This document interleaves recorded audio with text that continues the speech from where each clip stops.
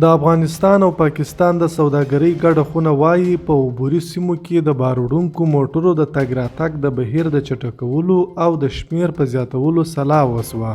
د دې خونې مشترک مشر خانجان الکوزي د جمعې په ورځ رسنیو ته وویل چې د دواړو هیوادونو د سرحدونو د مدیریت کمیټو یوه ناسته کړې ده.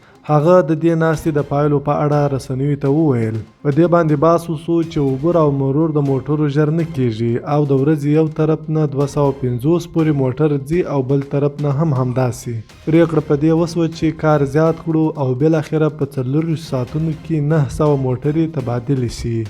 البته دا کار ډیر ښه دی، انتقالاتو کې سرعت راولي او تجارت د دواړو ملکونو زیاتوي. خانجان الکوزي د سرحدي کمیټو د دې وروستۍ پریکړې د تطبیق غوښتنه وکړه. په دې وروستیو کې طالب چارواکو او د پاکستان حکومت د بار وړونکو موټرو د چلوونکو لپاره د ویزې او پاسپورت شرایط سخت کړي دي چې له امله یې دواړو خواو کې ګڼ ګاډي ایثار ولاړ دي. د ځلا نیوز درنو لیدونکو له ملتیا مو مننه.